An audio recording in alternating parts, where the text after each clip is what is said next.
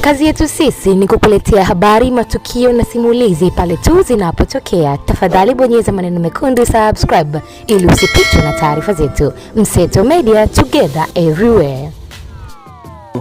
Chama kikuu cha upinzani Tanzania Chadema kimetoa taarifa kuwa kinarejelea msimamo wake wa awali wa kutotambua mchakato mzima wa tume iliyoundwa na Rais Samia na kupinga kwa ujumla wake ripoti iliyowasilishwa na tume hiyo inayosimamiwa na Jaji Mohamed Chande Othman. Taarifa hiyo ya Chadema imeongeza kusema kuwa ripoti hiyo haiwezi kuchukuliwa kama nyaraka huru yenye kuakisi ukweli au haki kwa waathiriwa wa matukio yaliyoripotiwa.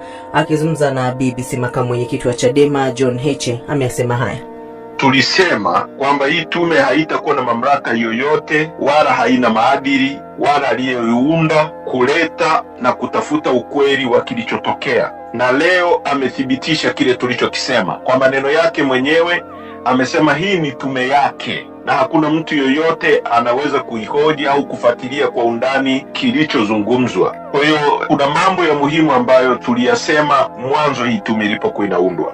Kwanza, aliyeiunda mwenyewe ni mtu ambaye alipora mamlaka ya umma kwa kutumia mtutu wa bunduki. Kwa hiyo huwezi kujichunguza mwenyewe. Sasa hatusemi bila base, tunasema kutokana na taarifa ya uchaguzi ya SADC na kutokana na taarifa ya uchaguzi ya AU na kutokana na taarifa ya uchaguzi ya Thabo Mbeki Foundation, zote zimesema hakukuwa na uchaguzi na kilichofanyika ni kupora mamlaka ya umma. Kwa hiyo mtu mwenyewe aliyeiunda, kwanza kuna tatizo hapa. La pili, walioko kwenye hiyo tume miongoni mwao aliyekuwa waziri wa ulinzi. Sasa miongoni mwa vyombo vilivyokuwa vinatuhumiwa kwa haya matukio ni vyombo vya ulinzi na usalama.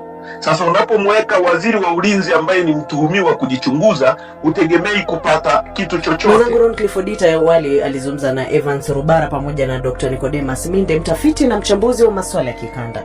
Kweli mimi nina mkanganyiko kidogo kuhusu hii ripoti. Kwa upande mmoja, ripoti hii inakiri wazi kwamba kulikuwa na vifo na kuna huzuni mkubwa sana miongoni mwa Watanzania. Lakini kitu ambacho hii ripoti hakianishi waziwazi ni ishu ya nani alifanya makosa haya. Wanasema na wanataja ya kwamba chimbuko ya matatizo yaliyotokea Oktoba 2025, kipindi cha uchaguzi mkuu, yalitokana na malalamiko ya muda mrefu kutoka kwa jamii ya Tanzania kwa upana wake juu ya yale mambo ambayo inadaiwa na hii ripoti kwamba serikali iliyopo madarakani haikuwa ikitekeleza. Hiyo ni sawa, lakini ukiangalia upande mwingine, hii ripoti, mategemeo ya Watanzania wengi ilikuwa itoke na wawajibishwe walengwa ambao walisababisha maafa ya Watanzania ambao hawakuwa na hatia na walikuwa wanaandamana kikatiba kudai haki zao za msingi. Na madai haya yanaenda sambamba na ukweli kwamba wananchi wengi inavyodaiwa waliuawa kwa kutumia nguvu au kutokana na matumizi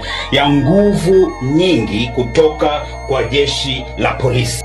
Hakikisha umesubscribe, comment, like na kushare. Mseto Media, we connect everywhere.